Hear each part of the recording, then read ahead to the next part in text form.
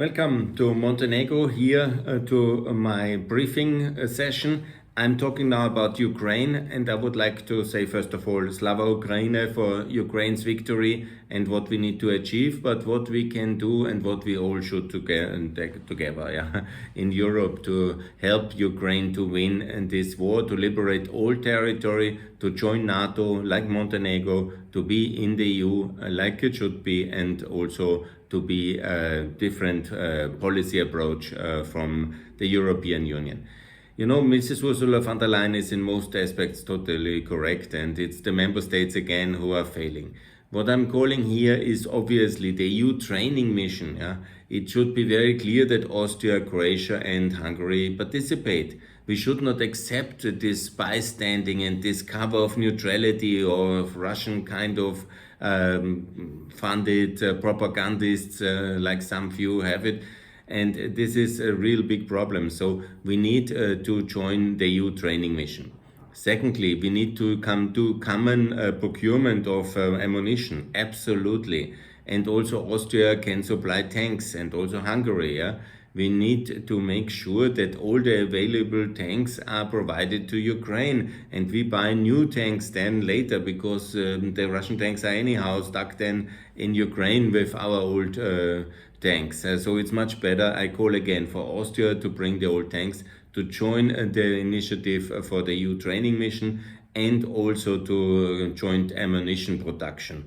But also we need to do much more. We need, of course, to build a common defense industry. We need a common euro debt. I have said already for 2 trillions, it's quite logical, 2 trillions for the infrastructure, from Montenegro to Ukraine, from Ukraine to Albania. All this east-west infrastructure must be built now. Rail, transport, fast rail for the people, and the interconnectivity in the Balkans and in Ukraine towards Turkey must be much more improved now, and fast and efficiently. This is very important. This is costly. Also, the EU enlargement must be paid for, so we need common euro debts, and we need more unity in Europe in the Ukraine policy, because Austria is a very bad example. Hungary as well. I just read the Hungarians are thinking their Russian strategy, but you know, it's all complete wrong what is happening in Central Europe, mostly, especially in Austria, very bad.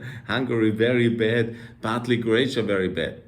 So what I'm calling for, we must systematically see where is the ammunition production facilities from the communist times in Eastern Europe, and to renovate them and to pay for them by the EU. To in Albania, for example, there are several big ammunition factories. Okay.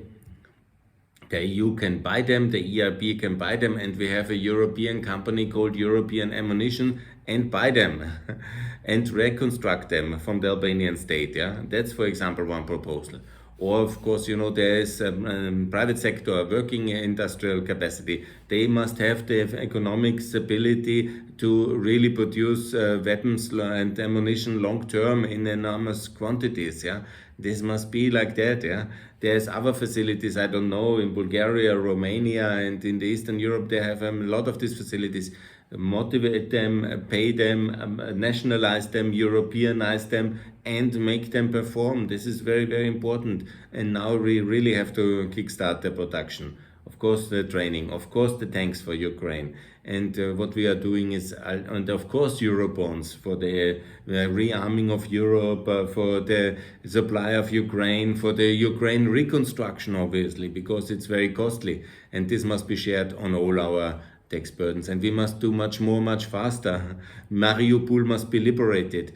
Only within Mariupol any kind of armistice is possible after the liberation. Then we can discuss, but all armistice must have legal security. And logically, you know, because of course Ukraine wants security, of course there is no other security outside NATO.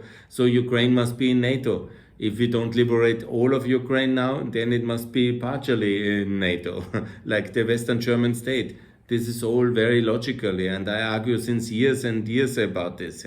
We wouldn't have had the war if we had done it, and we have saved so many lives and people. So for Ukraine, absolutely NATO membership. For Austria, absolutely NATO membership. And also for Kosovo and for Bosnia. It's no longer the time, we have in the history some points, we are a little bit anti-American, we don't believe in conspiracy. It's absolutely disgrace what is happening in Austria. So we need to help Ukraine much more efficiently, to integrate it in the EU. And also Ukraine, again, I repeat, Ukraine must adopt the euro. This is absolutely important, and I call for that since years, and we need to do exactly that. Yeah? Also the firm fundament, like it was done in Kosovo and Montenegro, it works very well. It's a much better policy. The euro for all these countries, NATO for all these countries, Schengen for all the countries, simply more unity. And of course euro debts for all Europe, and of course we pay for the infrastructure, because all the poor Eastern European countries, especially Ukraine after the war, won't pay for itself. But also we then have not to play out Ukraine against Montenegro or something, but they all must be faster in the European Union if they are fully in line. Of course Serbia is with Russia, they cannot. Yeah?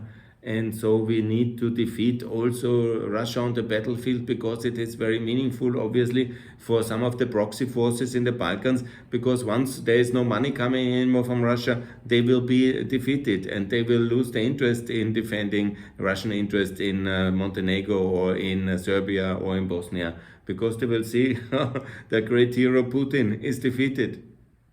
So this is really very important, and we have to do it exactly like that.